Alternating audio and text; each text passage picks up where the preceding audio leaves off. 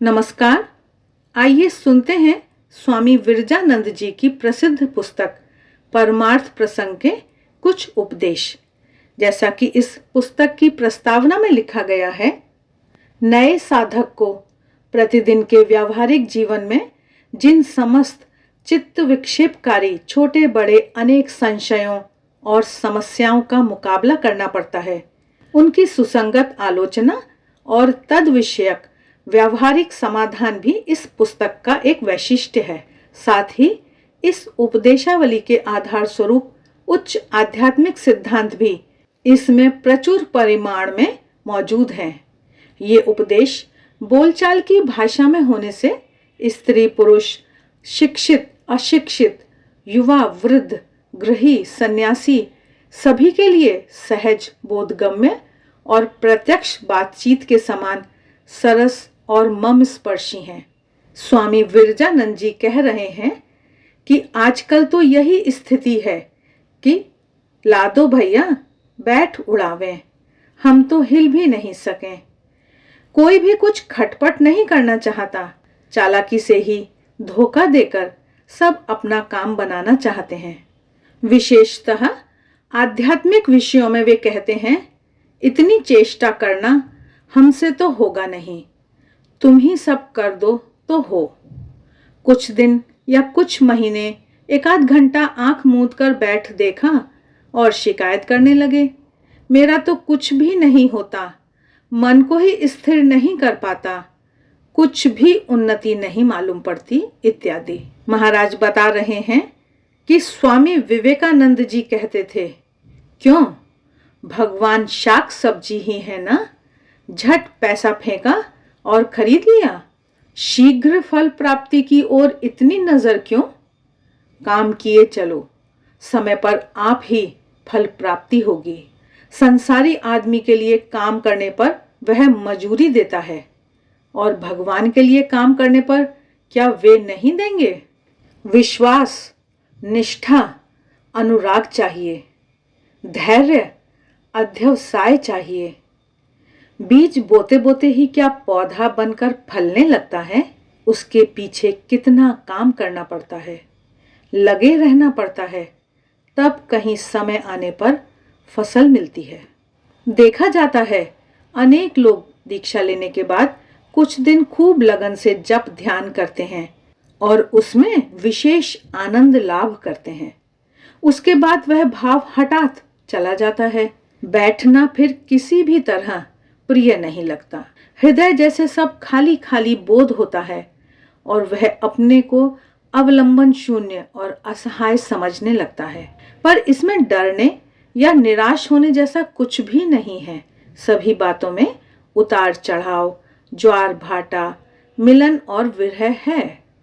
साधक का मन भी आशा निराशा, आलोक अंधकार से आच्छन्न होता है।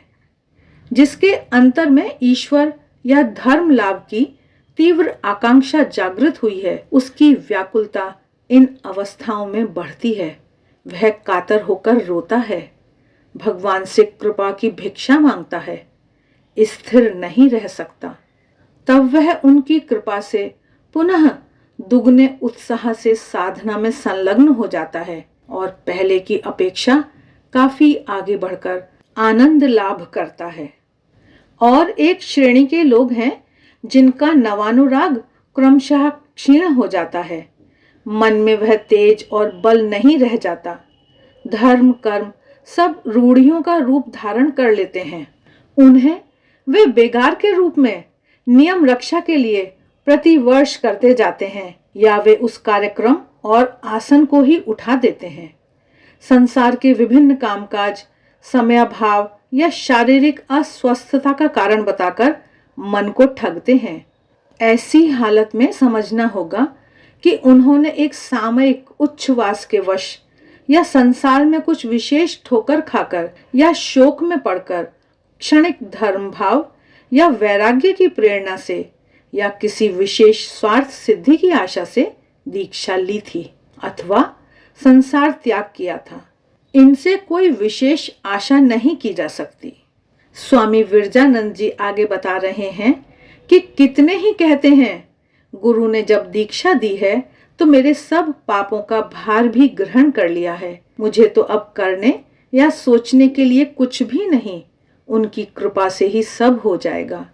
पाप का भार देना या लेना वे जितना सहज समझते हैं वैसा नहीं है। ऐसी हालत में फिर चिंता ही क्या थी, सभी अनायास ही निष्पाप हो जाते। पाप का भार गुरु या भगवान को देने गए तो साथ ही पुण्यों का भार भी देना पड़ता है। केवल दुख भोग का अंश दिया और सुख भोग का खुद के लिए रख लिया। इस अवस्था में ना तो तुम्हारा ठीक ठीक देना होता, ना उनका लेना, और पापों का भार देकर निष्पाप हो जाने पर उस आदमी से फिर कोई पाप कर्म करना भी संभव नहीं।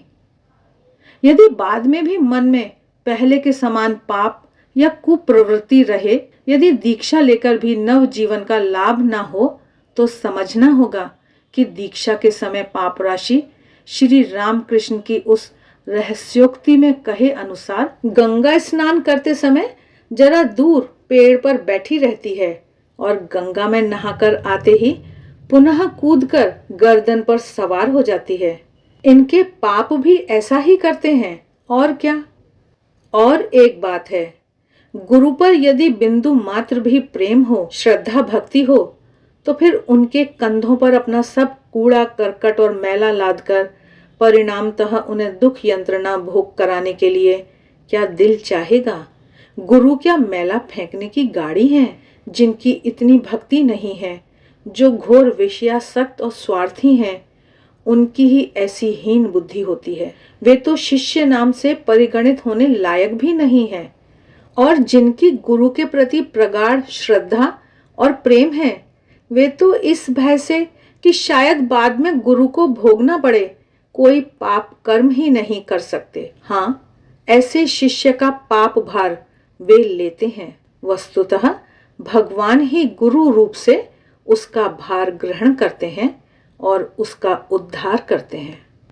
फिर भी शिष्य के कुछ पाप गुरु में प्रविष्ट होते हैं, यह ठीक है, क्योंकि प्रायः देखा जाता है निर्विचार पूर्वक बहुतों को मंत्र दीक्षा देने से सदगुरु के निष्पाप शरीर को भी कठिन रोग आक्रांत कर उनकी आयु क्षय करते हैं। स्वार्थ शून्य परम कारुणिक सदगुरु जानबूझकर परहित के लिए उन्हें भगवान की ओर ले जाने की प्रेरणावश खुद के शरीर की कोई भी चिंता नहीं करते। शिष्यों के कल्याण के लिए अपने जीवन का तिल तिल दान करते हैं। अवतार अन्यों का पाप भार ग्रहण करते हैं, उन्हें भी इसीलिए रोगों को भोगना पड़ता है। श्री रामकृष्ण कहते थे, गिरीश के पापों को लेकर ही मेरे शरीर में यह व्याधि हुई। शरीर की तो बात ही तुच्छ है, सदगुरु तो अपना आजीवन कठोर तपस्या से प्राप्त अमूल्य पारमार्थिक धन भी शिष्य को बिना किसी हिचकिचाहट के कुछ भी प्रतिदान की आशा न रखकर संपूर्णतः दे देते हैं। शिष्य यदि शुद्ध सत्व और यथार्थ भगवत प्रेमी हो तो वह गुरु के आध्यात्मिक शक्ति संचार को भीतर ही भीतर अपने प्राणों में अनुभव कर सकता है, अथवा श्रद्धा और विश्वास के साथ गुरु के द्वारा बताए गए साधन पथ पर वह जितना ही आगे बढ़ता है और उसका चित्त जितना ही निर्मल होता जाता है, उतना ही वह गुरु भक्ति के खेल को और उनकी कृपा को अपने हृदय में अनुभव कर सकता है। गुरु कृपा और शिष्य के अथक परिश्रम के सम्मिलन से सिद्धि लाभ होता है। आशा है आज का यह प्रसंग आपको अच्छा लगा होगा। वीडियो अच्छे लगते हैं तो लाइक का बटन जरूर दबाएं, कमेंट बॉक्स में कमेंट करके बताएं। इससे हमारा भी उत्साह बढ़ता है और हमें और भी अच्छे वीडियो बनाने की प्रेरणा मिलती है। मिलते हैं फिर, तब तक देखते रहिए देवाक्षर।